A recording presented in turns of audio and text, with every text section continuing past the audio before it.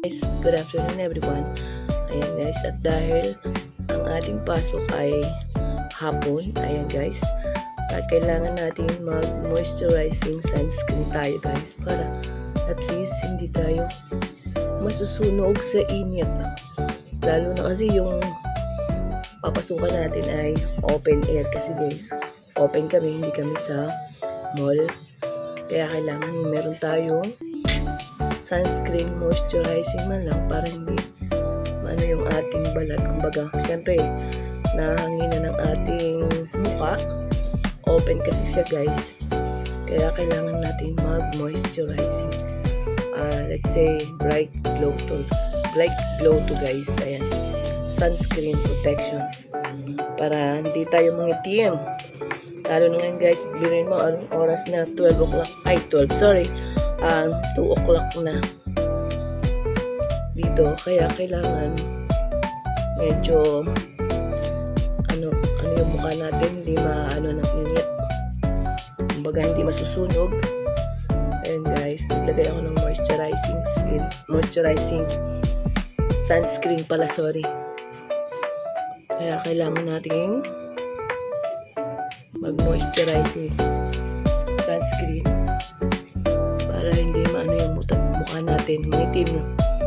Para nangingitim yung mukha natin.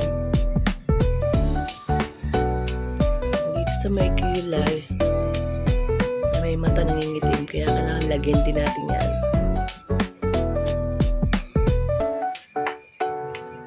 Ayan.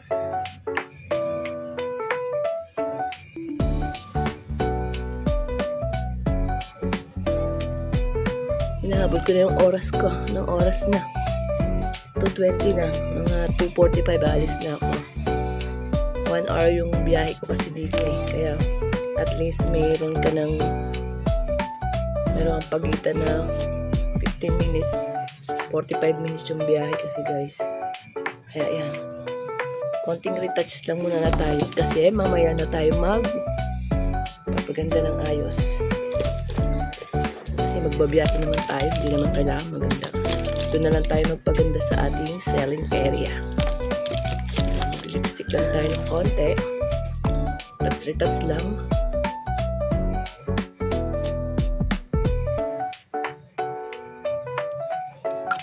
Mamaya na ako magkikilay. Maraming time guys para magkilay. Tapos konting blush on ng konti.